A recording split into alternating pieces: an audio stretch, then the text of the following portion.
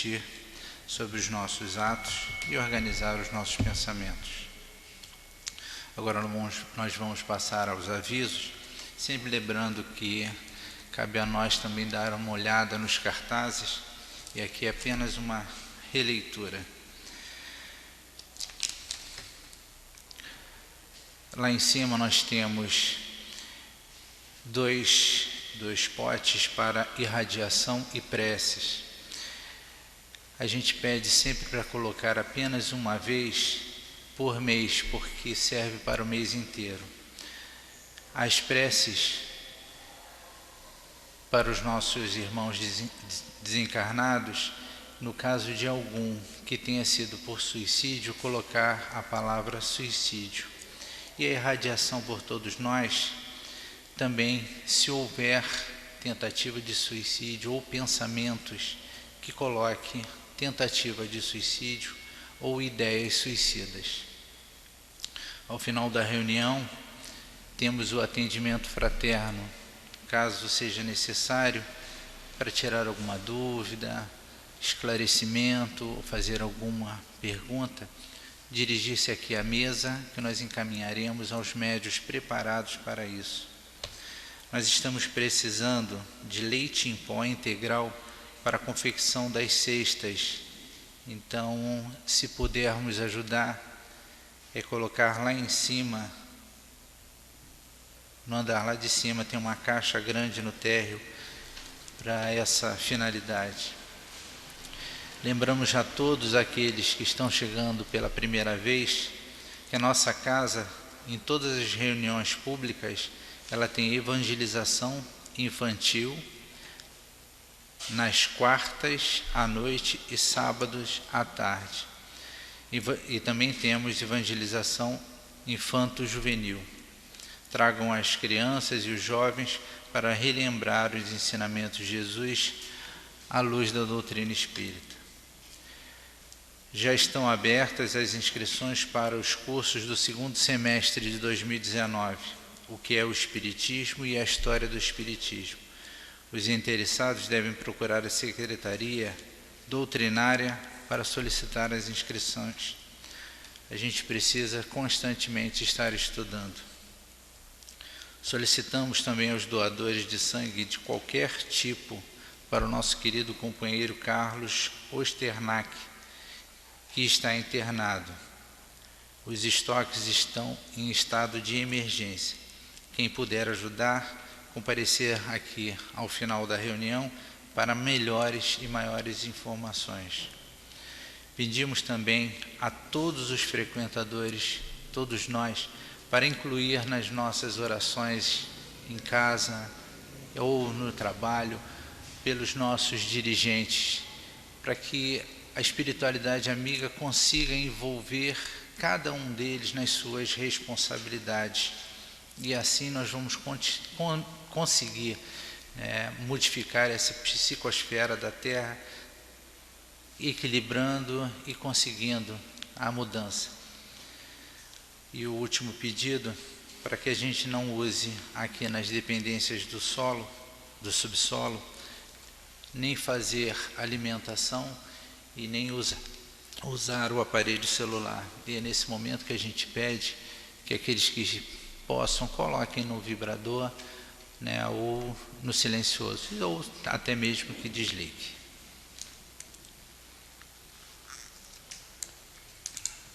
Nós vamos agora fazer a leitura da página que nós recebemos, que é uma psicografia do Emmanuel, que está no livro Mediunidade e Sintonia.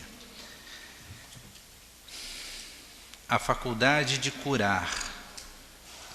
A faculdade de curar, para manter-se íntegra, não deve permanecer precavida tão somente contra o pagamento em dinheiro amoedado. Há outras gratificações negativas a que lhe cabe renunciar, a fim de que não seja corroída por paixões arrozoadas que começam nos primeiros sinais de personalismo excessivo.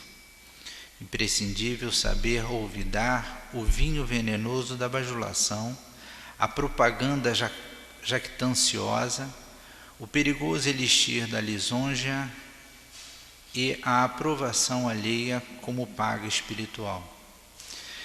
Quem se proponha a auxiliar aos enfermos, há que saber respirar no convívio da humanidade sincera, equilibrando-se cada instante para a determinação de servir. Para curar, é preciso trazer o coração por vaso transbordante de amor, e quem realmente ama não encontra ensejo de reclamar. Compreendendo as nossas responsabilidades com o Divino Médico, se queres efetivamente curar, cala-te, aprende, trabalha honrando a posição de servidor de todos a que Jesus te conduziu. Auxilia aos ricos e aos pobres, como quem sabe que fatura excessiva ou carência asfixiante são igualmente enfermidade que nos compete socorrer.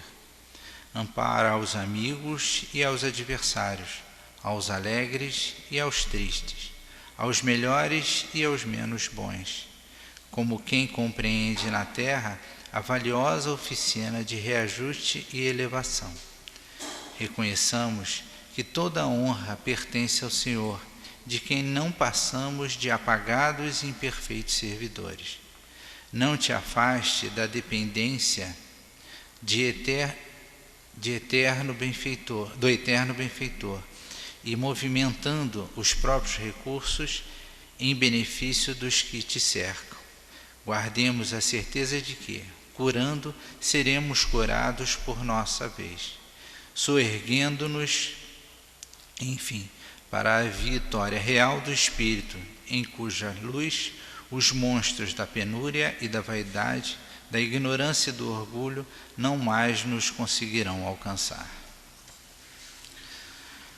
Agora nós vamos unir os nossos pensamentos, lembrando do nosso querido e amado irmão Jesus, que sempre busca ao Pai na rogativa e no agradecimento de estarmos aqui, amparados pelo nosso querido irmão Clarencio, e elevamos os nossos pensamentos pedindo a Deus, esse Pai bondoso, que conceda aos nossos irmãos que farão uso da palavra a inspiração necessária para tocar os nossos corações, nós encarnados e nós desencarnados, trazidos ou conduzindo cada um que está ao nosso lado. Rogamos também aos nossos anjos guardiães que nos proteja, que nos influencie. Clarencio, elevamos o nosso pedido a Deus, mas também a Ti, que nos ampare, como tem feito desde o início do dia. Envolva-nos, para que a gente possa, unidos e, acima de tudo, com a permissão de Deus, começar em paz e em harmonia a reunião de estudos e passes da noite de hoje. Que assim seja.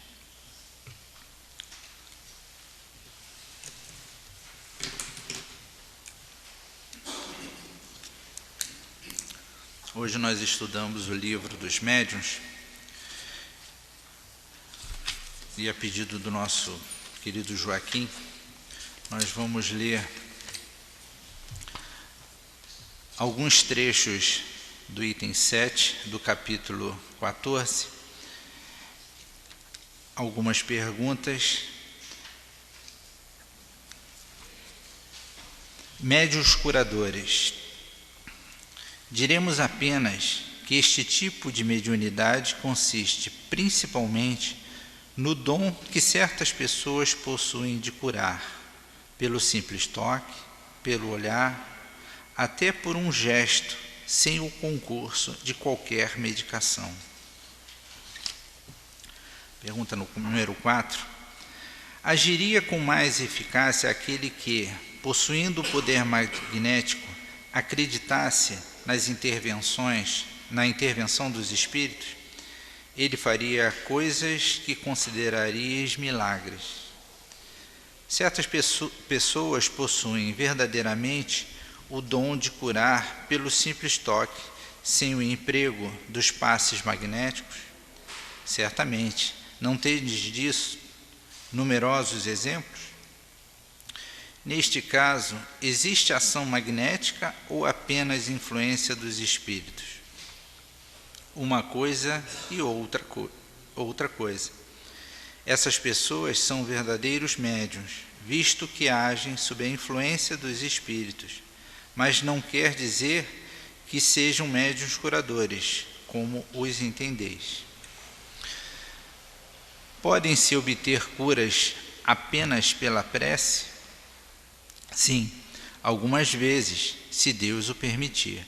Mas talvez o bem do doente esteja em sofrer ainda, e então acreditais que nossa prece não foi ouvida. Bem, nós vamos passar a palavra agora ao nosso querido Joaquim, pedindo a Deus que o abençoe e que o lhe ampare.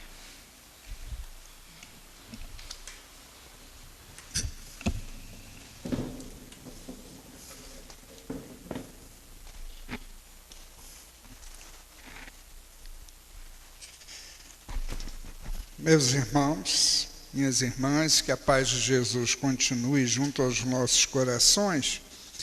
E desde a página de abertura, que tem o título A Faculdade de Curar, Emmanuel já nos passa aqui algumas considerações muito importantes para todos aqueles que já estão em atividade mediúnica na casa espírita.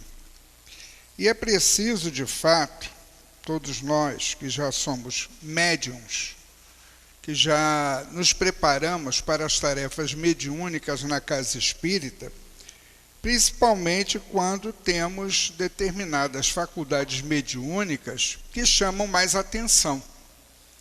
E essa possibilidade do médium curar, nem todos têm essa faculdade mediúnica, essa possibilidade. Mas é preciso que esta pessoa que possua esse dom, esse talento concedido por Deus a ela, tenha muito cuidado com aquilo que vem, muitas vezes, da parte das pessoas que convivam com ela e que as cercam dentro das suas atividades mediúnicas. Porque, como diz Emmanuel, o problema não é só a questão de você receber um valor amoedado, mas ele nos chama a atenção sobre essa questão da bajulação, da propaganda jactanciosa, o perigoso elixir da lisonja e a aprovação alheia como pague espiritual. Então, não é só para o médium de cura. Todos nós, médiuns, precisamos estar muito atentos e cuidadosos com isso, porque, como ele diz aqui abaixo, um outro parágrafo, no penúltimo, que ele diz que a honra pertence ao Senhor, e de quem não passamos de apagados e imperfeitos servidores. Então não precisamos nos deixar levar pelas vaidades, por possuirmos determinados talentos ou dons mediúnicos. Em realidade, isto está sendo nos concedido por empréstimo e teremos que prestar contas disso mais à frente, ao desencarnarmos. Ou até antes de desencarnarmos, sofrermos as consequências dos abusos ou das invigilâncias em relação ao uso da faculdade mediúnica. Todos nós aqui, pelas respostas que os espíritos deram, nós temos a possibilidade de ajudar o nosso próximo. Não precisamos ter mediunidades ou sermos médios ostensivos para isso. Porque, como diz aqui, através da palavra, através do pensamento, e ele acrescenta ao pensamento essa questão da prece que muita gente não valoriza, e quase sempre esquecemos de, ao final do dia, e também ao início dele, buscarmos através da prece esses recursos de sustentação para que nós possamos atravessar aquelas horas de estado de vigília, quer dizer, em que estamos trabalhando, fazendo as nossas atividades, no estado de vigílias, plenamente acordados, passarmos por essas horas com essa defesa interior robustecida pela prece.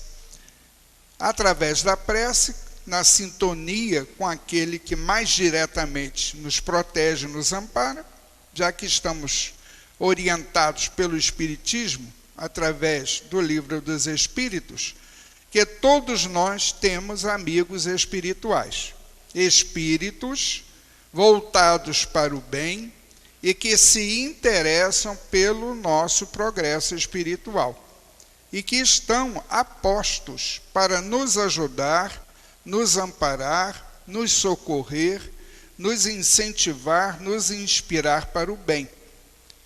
E geralmente, através da prece, é que de uma certa forma nós conseguimos estabelecer esse contato mais direto com esses amigos.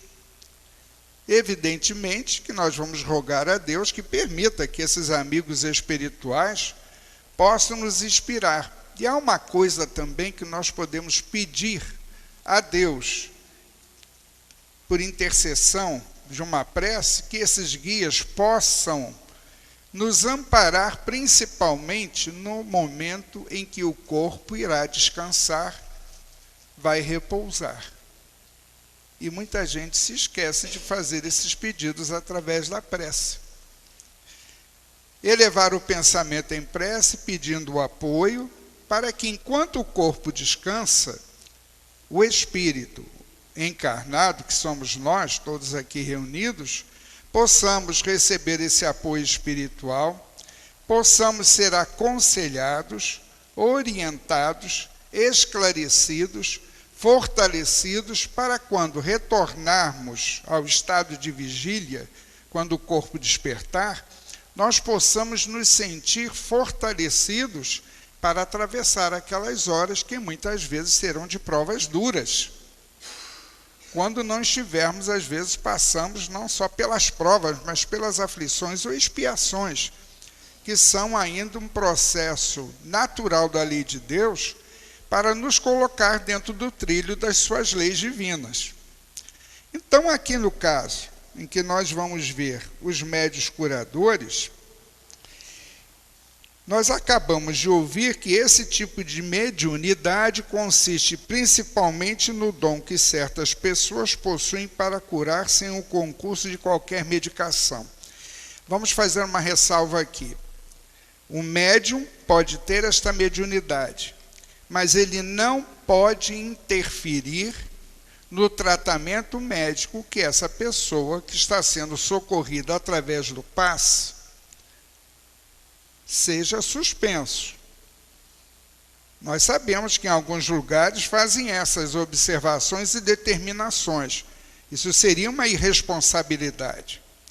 Então, nós vamos passar pelo tratamento espiritual da casa, nós vamos passar pelas vibrações dos passos nas reuniões públicas, vamos ser amparados e sustentados, mas nenhum de nós médiuns poderá afirmar que, se você faz uso de determinado tipo de medicação, você deve continuar a fazer o uso da medicação. Então, isto é orientação geral dentro da seara espírita. Se em outros lugares dizem que não é mais necessário, não precisa, isso é responsabilidade de quem faz esse tipo de orientação, ou dá esse tipo de orientação. Eu não posso deixar de tomar meu remédio para pressão e diabetes. Não posso deixar de fazer minha dieta. Isto não tem nada a ver com o plano espiritual, com a lei de Deus e tudo mais. Isso é uma situação hereditária dentro do grupo familiar e eu tenho que passar por isso e tenho, então, que obedecer toda a orientação, seguir toda a orientação médica de uma pessoa que estudou adequadamente para me orientar a esse respeito. Se um espírito chegar através do médium, me atender e falar, você não precisa mais disso, com todo respeito a esse espírito, eu vou dizer, vou continuar a fazer o meu tratamento, a minha dieta, vou tomar minhas medicações, porque perante a lei de Deus, se eu seguir esse tipo de orientação sem primeiro refletir sobre o médium que passa essa informação, sobre o espírito, observando a natureza e a elevação espiritual dessa entidade, eu estarei seguindo uma orientação que vai redundar em prejuízos mais à frente para a minha saúde. Ele responderá lá pela orientação, tanto o encarnado como o desencarnado. Mas eu, por seguir algo, eu estarei abrindo mão de uma orientação que me foi dada por alguém que estudou e se preparou adequadamente para isso. E que reencarnou, inclusive, para exercer esse tipo de atividade aqui na Terra. Então, fique bem aqui dizendo que quando fala sem qualquer medicação, é quando o médium vai aplicar o recurso, o seu fluido, o seu magnetismo sobre o enfermo, ele está usando uma terapia diferenciada da humana, digamos assim, da medicina terrena. Ele está aplicando o recurso da medicina espiritual.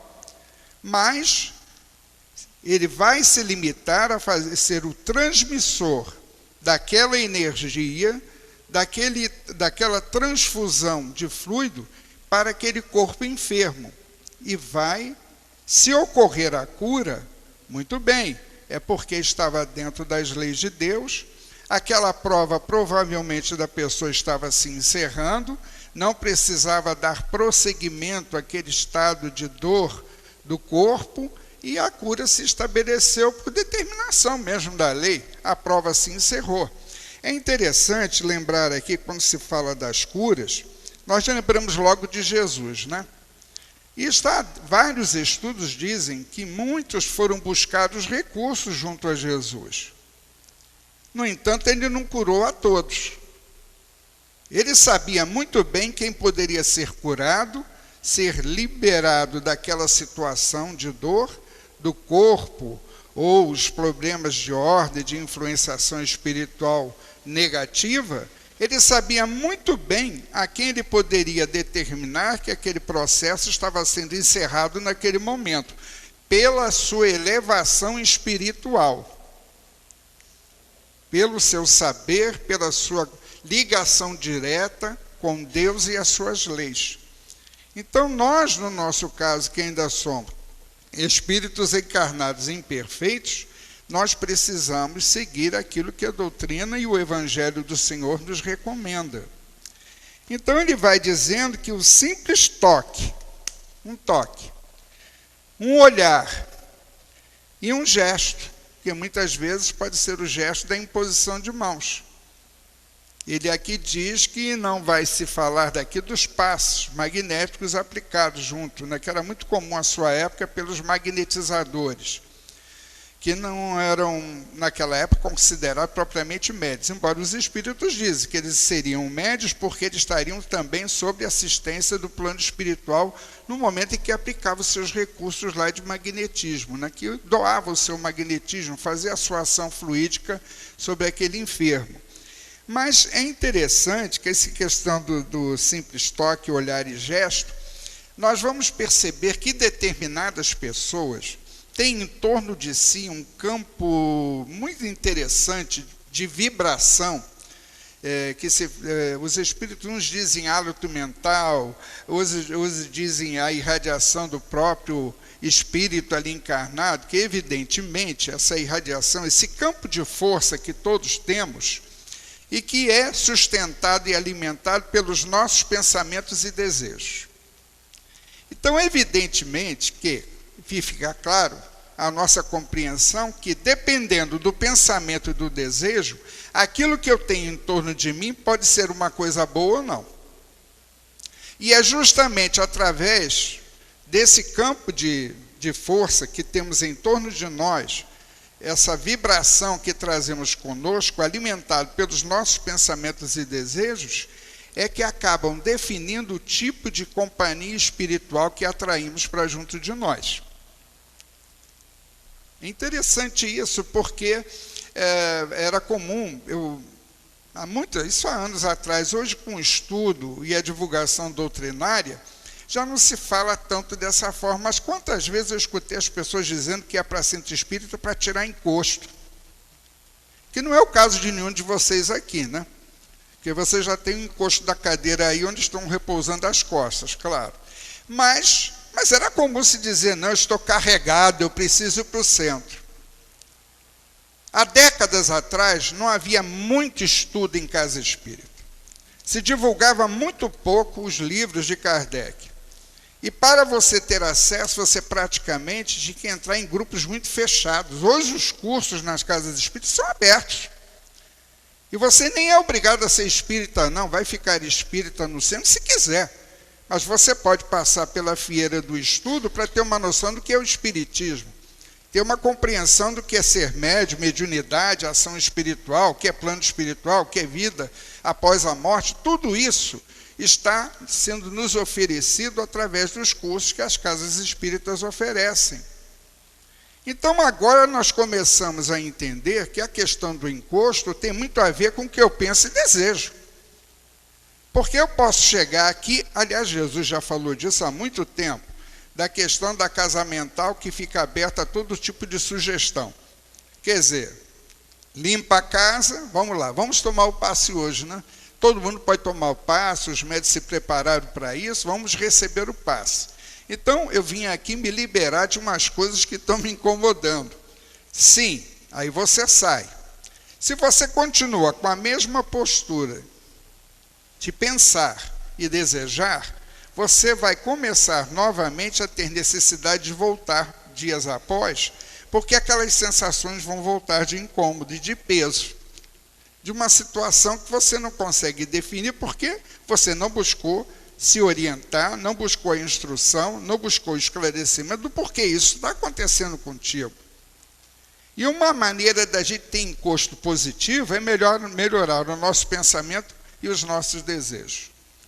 Então, quando o médium vai nos ajudar, ele com toda a sua boa vontade, com todo o seu desejo de nos sustentar, renovar as forças em torno de nós, doar algo assim de positivo ao nosso organismo, à nossa mente, evidentemente que ele faz a parte dele.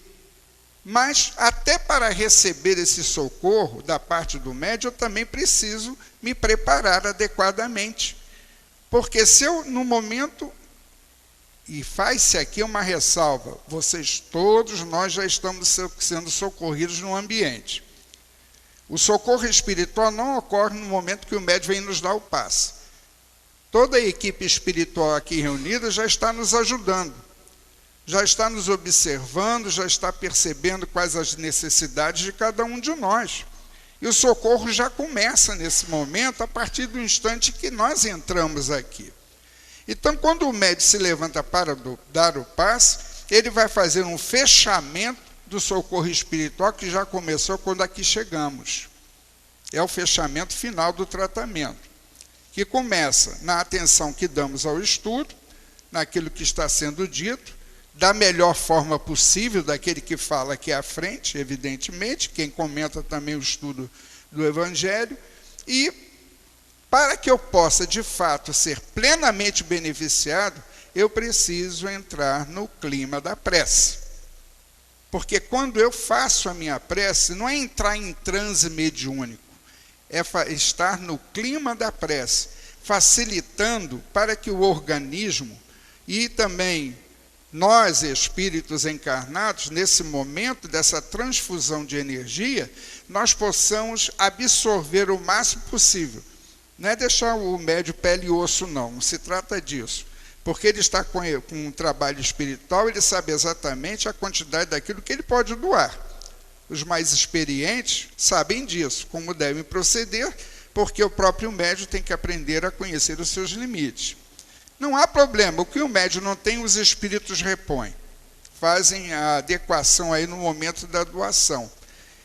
O simples toque, a questão do olhar, vou falar uma coisa aqui, porque a gente vê aqui que isso tudo que Kardec está dizendo é no sentido positivo. aquele que toca, que está no texto até, que nem todo mundo tem consciência disso. Mas vamos lá ver uma coisa. Vocês devem, não há quem não conheça uma pessoa, quando eu estava falando desse campo que nos envolve, de energia, de força, alimentado por pensamentos e desejos, esse médium, se tiver possibilidades para a cura, para o tratamento de enfermos, seja do corpo ou da alma, quando nós chegamos junto a ele com as nossas dificuldades, com as nossas dores, com os nossos sofrimentos morais, nós percebemos que ao lado de determinadas pessoas, nós começamos a nos sentir melhor. Isso quer dizer que aquela pessoa às vezes nem sabe que é portadora desse dom. E até Kardec diz assim, diz aqui no texto que há pessoas que desconhecem isso. Mas nós percebemos que há pessoas que ao chegarmos perto, se estamos num dia de aflição, um dia de intranquilidade, um dia em que a nossa mente, o nosso coração está assim muito agitado por determinadas coisas que estão nos acontecendo, ao nos dirigirmos àquela pessoa, nós sentimos que parece que dela, não que ela tenha consciência disso, nem sempre tem, mas a gente percebe que ao lado dela eu consigo me estabilizar emocionalmente. Eu consigo me estabilizar. Então aí está a maneira da gente identificar. Agora, não é para a gente também ficar explorando não, hein? Porque descobriu que tem um vizinho, tem um amigo, tem um parente, e a gente vai toda hora ficar do lado dele. Vai chegar uma hora que a lei de Deus corta isso. Porque o abuso não é permitido. E a própria pessoa vai sentir que você é um sugador de energia. Ganhar fama de sugador de energia é muito feio, gente. Que aí ninguém vai querer ter você perto dela. Então, em determinadas situações, nós percebemos. E muitas vezes ocorre que em períodos da nossa existência terrena, parece que nós viramos polo de atração de pessoas com dificuldades. Será que alguém já notou isso? É engraçado, como é que pode? É impressionante. É eu sentar na condução, vai sentar uma dona do meu lado para falar dos problemas dela. É feliz de você que já tem essa possibilidade de ouvir os problemas dos outros, porque hoje em dia ninguém está com paciência para ouvir problema dos outros. Nós estamos perdendo a linha. A gente quer que os outros nos ouçam, mas ouvir, dar atenção, ter um momento de gentileza, de compreensão com a dificuldade do outro, está se tornando raro isso. Raro para aquele que só quer receber. Então, há momentos na nossa vida, e eu passei por uma experiência que eu achava que eu estava com algum problema, não é de ordem espiritual, não muito positiva, porque eu ia lá para o Leão Denis, ia muito de condução, ou trem, quando saía da cidade, ou de ônibus, quando saía daqui da Penha, lá para Bento Ribeiro. E houve um período que só sentava gente com problema de alcoolismo do meu lado. E eu pensei, mas eu não suporto álcool, eu não bebo, eu não gosto nem do cheiro da bebida, por que é que esse pessoal fica sentando do meu lado? E começava a desaguar aquelas mágoas, aquele ressentimento. Quer dizer, aí uma vez me disseram, não é que você foi sacerdote em outra existência, deve ser coisa de confessionário. Isso não é nada disso, não vem com essa história, não. Mas você vê que às vezes ocorre isso com a gente. Não é sempre. Há períodos em que parece que nós viramos um polo de atração. E não sabemos se somos médios curadores. Mas há algo em nós que desperta no outro uma espécie de atenção, dizendo, esse aí é capaz de me ouvir. Eu junto dele, eu sei que eu vou conseguir ou ter uma palavra, ou eu vou desabafar meu problema e eu vou me sentir melhor. Então você vê que às vezes você não tem nem consciência que tem essa possibilidade. Essa questão do olhar também me lembra muito. O Altivo não queria nunca que eu falasse isso, mas como ele já está desencarnado, eu vou falar. Ele não gostava, ele dizia, não fale essas coisas, você fica alimentando superstição na cabeça do outro. Mas eu falo do olho gordo, aquele olhar de inveja. Ué, se tem um olhar que projeta coisa boa, O olhar que projeta coisa boa, porque o espírito que está ali encarnado é bom, né? Então ele emite naturalmente um olhar de bondade, de compreensão, etc, etc. Mas nós sabemos que há pessoas que não podem ver os outros felizes. Tem gente que, nossa, como fica incomodado. E os processos, como Kardec vai ver mais à frente aqui no Livro dos Médiuns, quando estudarmos a questão das obsessões, das perseguições espirituais, ele cita ali que uma das causas de espírito que fica querendo atrapalhar a vida do outro, querendo incomodar o outro, o encarnado, e ele desencarnado, é porque ele tem inveja do bem. Ele não pode ver ninguém feliz, mas tem encarnado que é assim também. Então, o aviso que fica é que, ao desencarnar, e o altivo está desencarnado, sabe disso, né? Ele deve estar vendo plenamente que as pessoas que desencarnam, elas vão mudar. É o corpo que leva as imperfeições para o túmulo. As imperfeições estão na alma. As dificuldades morais estão na alma, não é um problema do corpo físico. Então, quando você desencarna, você não vai passar por um processo mágico de transformação. Você vai, de uma certa forma, ser o que você era quando estava encarnado. Então, se há aquele que toca, olha, e tem um gesto de auxílio, um gesto que ajuda, um gesto que sustenta, um gesto que acolhe, um gesto que ampara, há aqueles que fazem justamente o oposto, usando exatamente essa técnica. Tanto que os chamados espíritos temporariamente obsessores, porque ninguém fica eternamente obsessor e eternamente mal. Chegará o momento que a própria lei de Deus se encarrega e vai operando as transformações e vamos nos melhorando espiritualmente, e progredindo e crescendo. Mas, evidentemente, que tem espíritos que usam esses recursos para prejudicar. Aos que usam esses mesmos recursos para auxiliar e aqueles que usam para prejudicar. Talvez muitos de nós médiuns aqui presentes no passado tenhamos usado a mediunidade com outros objetivos, muito afastados das leis de Deus, do Evangelho de Jesus, apenas para nos auto-beneficiarmos com o dom que Deus havia nos oferecido para o nosso crescimento e progresso. Então, nessa questão da mediunidade, do toque, do olhar e gesto, nós temos aqui alguns exemplos muito interessantes, que está na Bíblia. Fomos lá na Bíblia para tirar esses exemplos. E aquele que já passaram pelos estudos aprofundados da Bíblia sabe que isso é uma verdade. Aliás, nós temos inúmeros exemplos dentro da Bíblia, em termos de mediunidade, em termos de dons espirituais extraordinários. Vale a pena a gente ir nessa fonte, porque são narrativas autênticas. Tudo que está ali, de fato, aconteceu um dia, há muito tempo atrás. Nós temos aqui Paulo de Tarso, e o título que é dado a ele é como um médium curador. E, de fato, Paulo de Tarso tinha essa possibilidade de curar e resgatar as pessoas dos sofrimentos de ordem física. Está em Atos 14, versículo 8, o seguinte: em Listra, que é uma cidade, costumava estar assentado certo homem aleijado, paralítico, desde o seu nascimento, o qual jamais pudera andar. Quer dizer, desde o nascimento ele tinha essa dificuldade, nasceu assim. Que então era uma prova. Provavelmente, se reencarnou num corpo nessas condições, era uma prova que ele tinha que passar.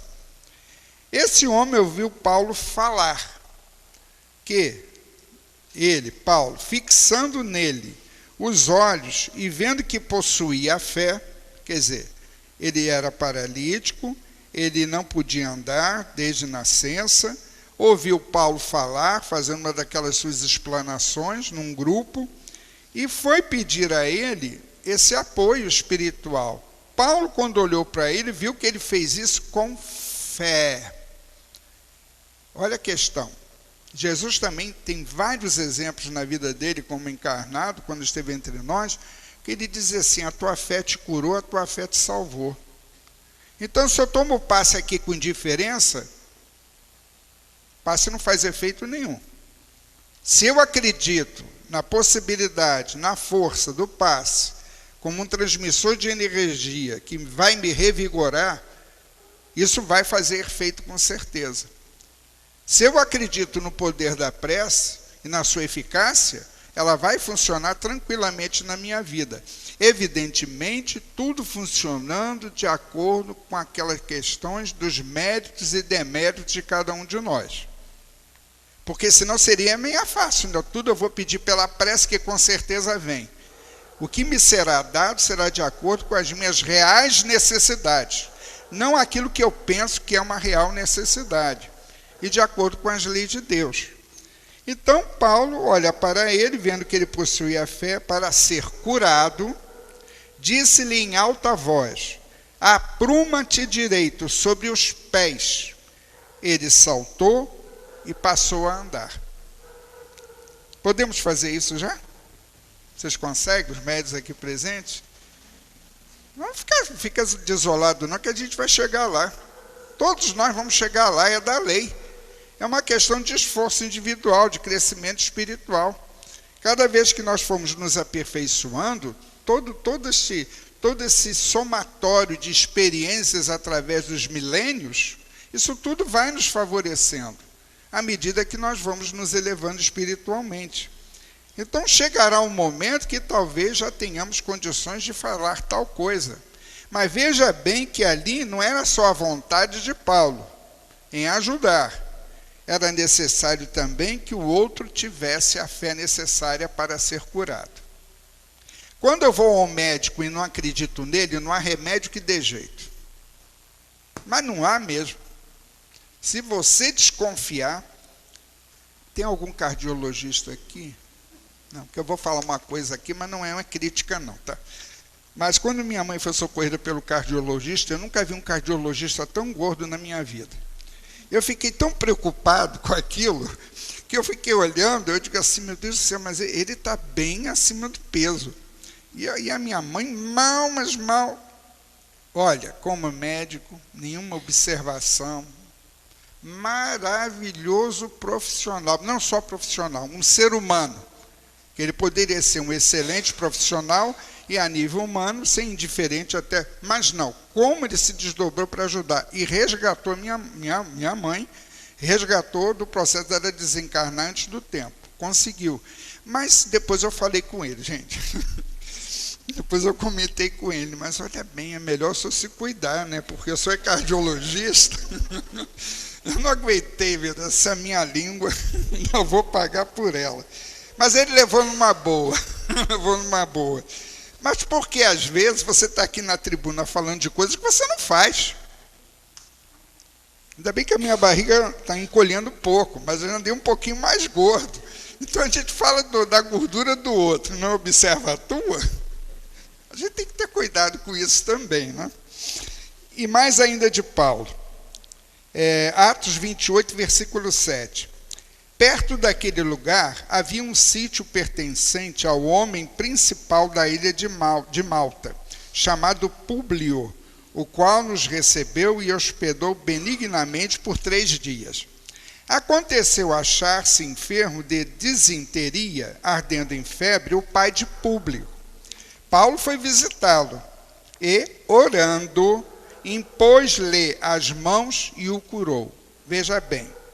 Lá em cima, Paulo olhou, quer dizer, o olhar, que é o exemplo aqui da lição, pelo olho.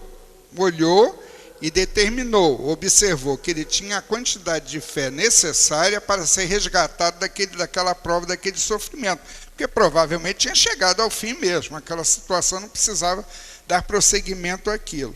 Mas nesse caso aqui, ele ora, lá em cima, você não vê a palavra oração, não vê ele orando, ele apenas olha e determina, observa, você está no momento próprio, adequado para ser curado. E ele determina que isso aconteça. E nesse caso aqui, ele impõe as mãos para curar o nosso amigo lá que estava nesse processo de enfermidade. Só que, com essa cura, o que é que aconteceu? À vista deste acontecimento, os demais enfermos da ilha vieram e foram curados. Foi uma fila, né? Se formou fila, porque se divulga. Mas nós somos assim ainda hoje. Falou que tem um guru, falou que tem um vidente, falou que tem um médium XYZ, a gente corre para lá. Corre para lá. Não importa a qualidade mediúnica, a elevação, o caráter, a gente quer ver o fenômeno. Muita gente corre atrás de fenômeno.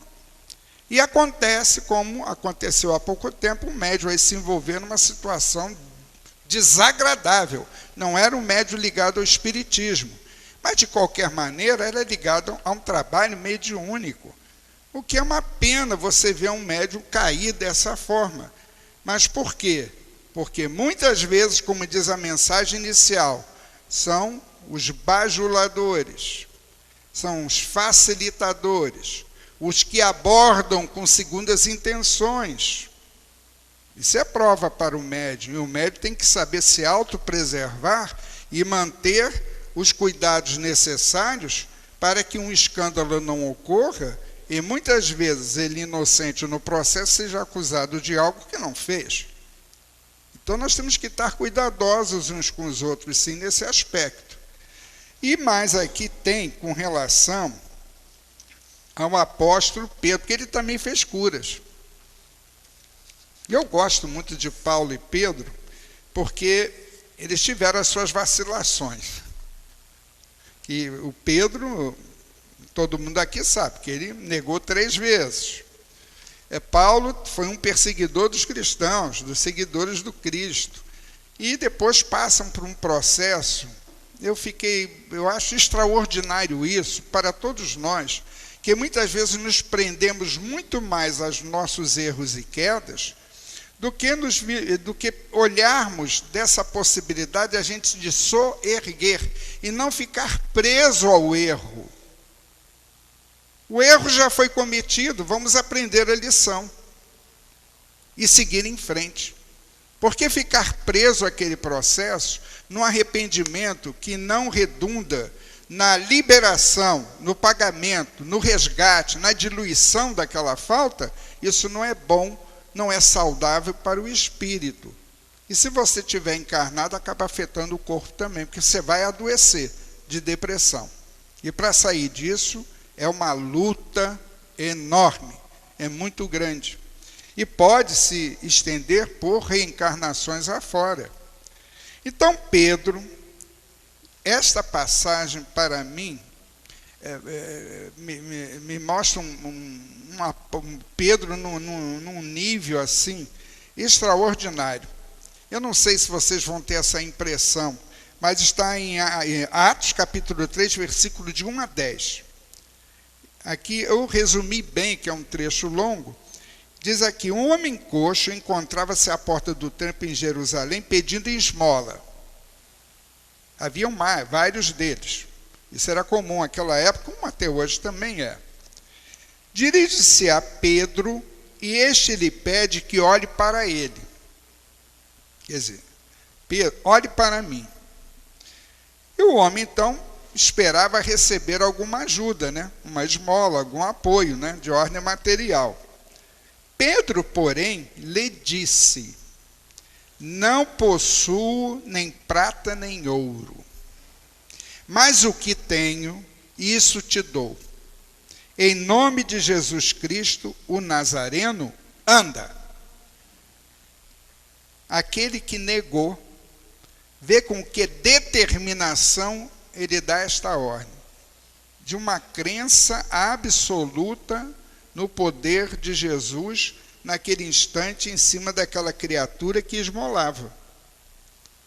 Tomando-o pela mão direita, o levantou. Imediatamente os seus pés e artelhos se firmaram, pondo-se de pé, passou a andar. Não possuo nem prata nem ouro, mas o que eu tenho eu te dou. Como seria bom que todos nós pudéssemos afirmar isso? Porque às vezes nós pensamos muito na caridade material. Nós sempre ficamos esperando um prêmio que venha de algum lugar para a gente então passar a fazer o bem, passar a fazer a caridade. Acabar de construir o centro também, a gente pode, não tem problema, né? Vamos lá. Tá. Mas Deus sabe o que é sincero e o que não é sincero na gente, no que vai na nossa alma. Mas não é isso que importa. O que você tem para dar ao outro? Porque quando eu vou dar um passe, algo de mim, energia, fluido, mas que vai totalmente envolvido nos meus pensamentos e desejos, naquilo que eu tenho de melhor a oferecer. O que eu tenho, eu te dou. Então, quando o médium nos dá um passe, ele está nos oferecendo o que ele tem para dar. Não é ouro e prata, mas muitas vezes isso que ele vai nos dar vale muito mais que a prata e o ouro. Muito mais que a prata e o ouro. Porque é algo que vai mergulhar no nosso organismo, vai nos envolver e muitas vezes vai nos restaurar as forças para nós prosseguirmos aí na caminhada, com todas as situações que nos envolvem numa cidade como o Rio de Janeiro. E muitas vezes, isso que a pessoa vai me dar, é que vai me robustecer e fortalecer a fé para que eu prossiga de pé, para que eu não caia. Isso não tem preço. Então eu não preciso ser rico, nem pobre, nem remediado, não importa o que eu tenho a oferecer ao outro. Na palavra, no olhar, no abraço, em todo esse processo em que algo eu estaria oferecendo ao meu próximo, sem segundas intenções. Meramente pelo prazer de oferecer algo que você já tem em quantidade suficiente para doar e que não vai te fazer falta. Paciência, tolerância, compreensão, indulgência e vai por aí afora.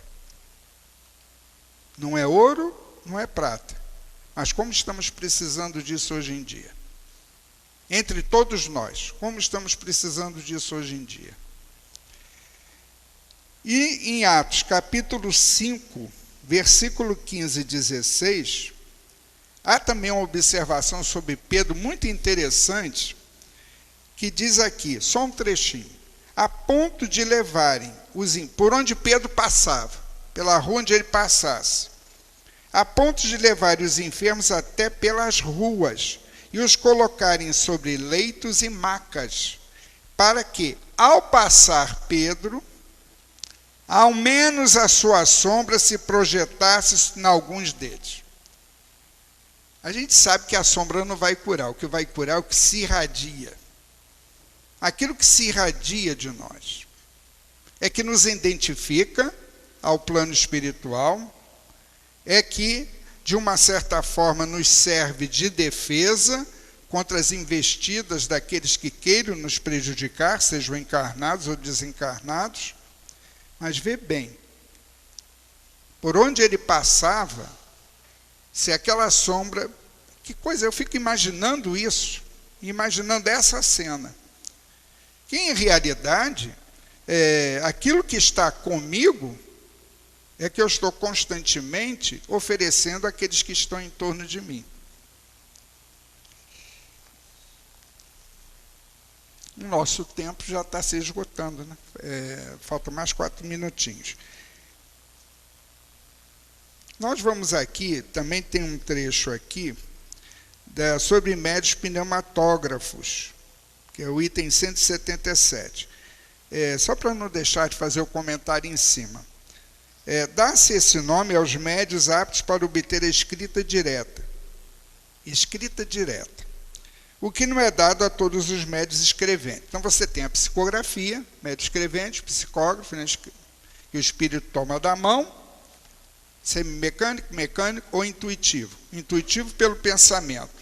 E mecânico. Semimecânico, o espírito, você vai sentir a atuação do espírito sobre a tua mão ou sobre o braço. Então, ele diz aqui que a escrita direta é produzida diretamente pelos espíritos. Nós tivemos um barão de Gondestube, que foi um grande pesquisador, ele e a irmã dele, sempre ele e a irmã. Então, os dois deveriam ser médios que forneciam algum material para os espíritos produzirem esse fenômeno.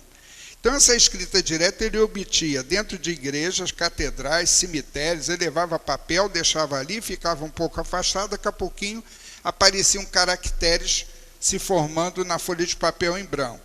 Quer dizer, deveriam ser médios, né? Porque você precisa do apoio também do elemento material do médico, o médico fornece para produzir um fenômeno desse. Mas há uma situação muito interessante ocorrida, isso está na Bíblia também, em Daniel, capítulo 5, versículo 5, que é o banquete do rei Belsazar. E aonde, vamos dizer que fosse aqui, estamos aqui, bom, aqui é um banquete também, um banquete espiritual, não deixa de ser. Aí, de repente, aparecem uns dedos e começa a escrever ali, no alto da parede. E eu fiquei pensando assim, quer dizer, num ambiente totalmente desvinculado de fenômenos espirituais. Não tinha nada a ver. A gente sabe como é que eram esses banquetes lá no passado, né? Como era muita bebida, muita comida e outras tantas coisas mais. E aparece 3 palavras escritas na parede. Todo mundo viu, está lá citado. Todos viram um dedos que se formaram e passaram a escrever 3 palavras, que foi a condenação desse rei. Posteriormente, Daniel faz toda a interpretação. Ninguém conseguiu interpretar, só Daniel. É muito interessante a gente ver que foi um fenômeno de efeitos físicos de escrita direta. Não foi um encarnado que escreveu. Dedos que se materializaram, grafaram na parede as 3 palavras. Foi um fenômeno interessante, extraordinário? Sim, sem dúvida alguma. Então, atualmente é o tipo de mediunidade que não está mais sendo encontrado com facilidade. O século XIX, nós temos outros séculos também que sempre tivemos médios na Terra. Mas antes de Kardec realmente tomar a frente e fazer essa codificação da doutrina, nós tivemos, e antes dele, durante a existência dele como encarnado, e posteriormente, até meados do século XX, nós tivemos médios de efeitos físicos extraordinários no mundo. Realmente extraordinários. Mas isso tudo para chamar a nossa atenção.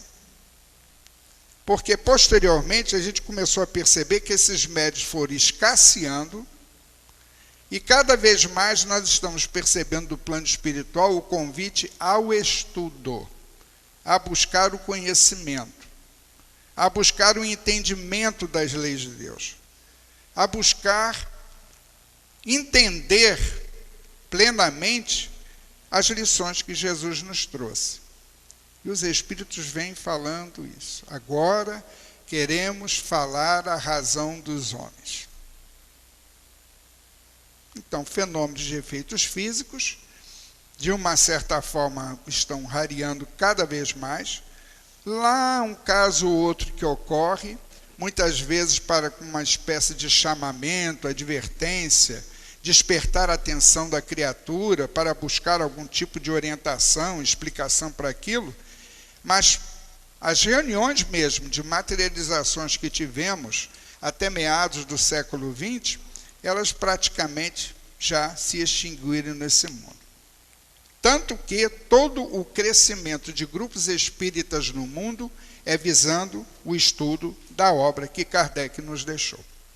E o tempo acabou. Avancei 1 minuto, peço desculpas à direção da mesa, agradeço a atenção de todos, que o Senhor nos abençoe e nos ampare e que possamos prosseguir, nos sentindo cada vez mais amparados, fortalecidos, mesmo que a prova esteja sendo muito dura.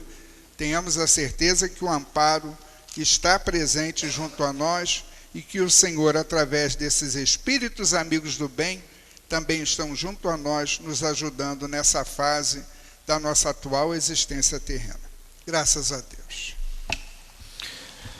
Joaquim, nós aqui te agradecemos e como você disse sobre a prece, que a gente possa, no momento do passe, relembrar essa chamada de atenção para que a gente tenha bastante vontade e força, né, na aceitação.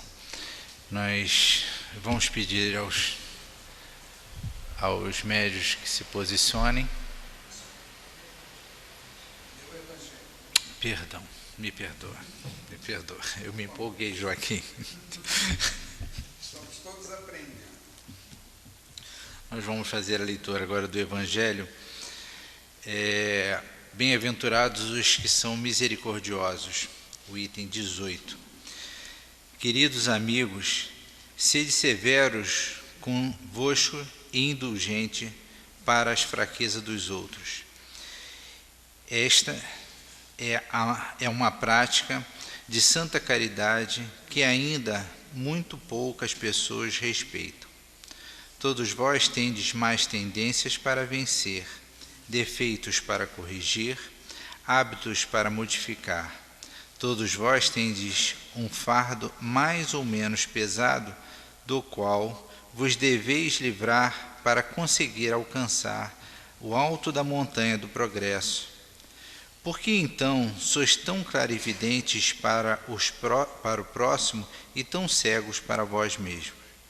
Quando deixareis de perceber a palhinha que fere o olho do vosso irmão, sem ver no vosso a trave que vos cega e faz caminhar de queda em queda? Acreditai em vosso irmão, os espíritos. Todo homem bastante orgulhoso para se julgar superior aos seus irmãos encarnados em virtude e em mérito é insensato e culpado, e Deus o punirá no dia da sua justiça. A verdadeira característica da caridade é a modéstia e a humildade, que consiste em ver os defeitos dos outros apenas superficialmente, procurando destacar o que tem de bom e virtuoso. Porquanto, se o coração humano é um abismo de corrupção, sempre existe, em alguma das suas partes mais secretas, o germe de bons sentimentos, centelha viva da essência espiritual. Espiritismo, doutrina bendita e consoladora. Felizes os que te conhecem e tiram proveito dos salutares ensinamentos dos Espíritos do Senhor. Para tais pessoas, o caminho está iluminado, e em todo o seu percurso, eles podem ler estas palavras que lhes indicam o meio para chegar ao objetivo. Caridade prática, caridade do coração, caridade para o próximo como a si mesmo, em uma palavra, caridade para todos. E o amor de Deus acima de todas as coisas, porque o amor a Deus resume todos os deveres, porquanto é impossível amar realmente a Deus sem praticar a caridade da qual Ele faz uma lei para todas as criaturas. Então agora eu vou pedir aos médios que se posicionem e nós outros continuarmos na vibração, na harmonia, sem nos envolver com essa movimentação. Lembrando das palavras do nosso querido Joaquim, lembrando que cabe a nós, em momento de prece, a aceitação, vibrar, principalmente pedindo ao nosso guia, nosso anjo guardião, que está ao nosso lado, que possibilite esse entrosamento entre o médium e a cada um de nós.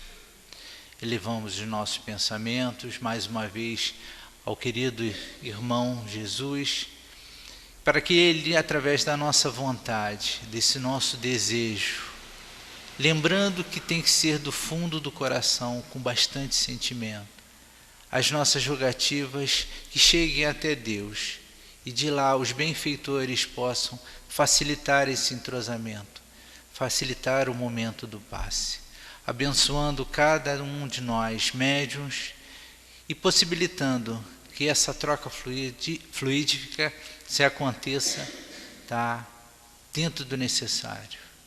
Comecemos com a bênção de Deus, a permissão dEle e com amparo o momento do passe.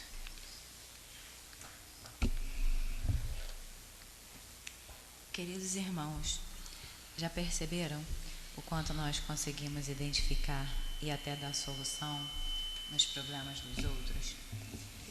Vemos exatamente o que aflige e precisa ser modificado no outro, mas não conseguimos enxergar nem resolvermos em nós. Quando se está dentro do liquidificador é mais difícil, não é? Severidade e firmeza é diferente de culpa e falta de auto-perdão, que paralisam e não nos fazem caminhar. Deus quer nos dizer que devemos nos ocupar da nossa transformação íntima, do nosso objetivo de sermos pessoas melhores, de cuidar das nossas responsabilidades morais como espíritos mais caridosos. Ser indulgente e benevolente com as fraquezas e dificuldades dos outros também é uma dessas responsabilidades. Principalmente para aqueles que não têm acesso, como nós temos, aos ensinamentos da doutrina. Se pararmos para olhar a situação da qual estamos criticando o outro, poderemos descobrir fácil que ainda fazemos bem semelhante, ou que deixamos de fazer aquilo há bem pouco tempo, pelo simples fato de sermos seres imperfeitos, em evolução, e estarmos todos no mesmo grau de escalada. Senão, certamente, já estaríamos em outro plano. Poderemos pensar, mas eu estou igual a esses ladrões, assassinos, facínoras? Sim. Mas eu não faço mais o mesmo mal que eles. Mas eu me comprazo em assistir na TV o mal que eles fazem, ou a pena e maus tratos que eles recebem quando são pegos. Eu faço outros males, outras corrupções. A diferença é que estamos tentando nos instruir, sim, nos modificar, sim, sair do ócio e colocar-nos a serviço do bem e da caridade. Estamos tentando lutar contra o mal, o orgulho, a inveja, o egoísmo, a corrupção, a maledicência e tantas outras questões que existem dentro de nós. Mas é um passo a cada dia, às vezes nem um passo inteiro. Então, olhemos as qualidades dos outros e as nossas e nos reforcemos delas com modéstia para a nossa melhora espiritual e para ajudar aqueles que cruzam o nosso caminho. Oremos por nós e por aqueles e por eles para que saiamos dessa escuridade moral e desse estado de inconsciência de que somos todos irmãos, de que não tem ninguém melhor do que ninguém. Que assim seja. Graças a Deus. Mais uma vez, organizamos os nossos pensamentos pedindo, primeiramente, para que a gente possa utilizar todas as informações em nós mesmos, sendo severos, como disse o Evangelho, com cada um de nós. Agradecer acima de tudo a Deus, bondade plena, por estarmos aqui, por propiciar esse momento de harmonia, de paz, de aprendizado, de relembrar aquilo tudo que nós já tínhamos ouvido, individualmente, cada um, dentro de si, com vontade. Fazer um agradecimento também ao nosso querido Clarencio, que organiza e nos recebe individualmente porque eles nos conhecem. Pedir para que todos os nossos guias nos levem de volta às nossas casas. Pedir também, porque ainda precisamos de tantos favores, que os nossos governantes sejam tocados, para que eles possam rever a sua responsabilidade, porque uma hora todos nós vamos precisar ser tocados e a responsabilidade deles é muito, muito grande. Que o Mestre, que organizou a nossa querida Terra, consiga, através desses nossos pensamentos, das nossas preces, desse nosso desejo, influenciar. E aí sim, todos nós seremos beneficiados. Que Deus, na infinita bondade, nos abençoe e nos reconduza aos nossos lares em segurança, que a gente possa refletir e trabalhar individualmente na nossa melhoria. Vamos em paz. Que assim seja.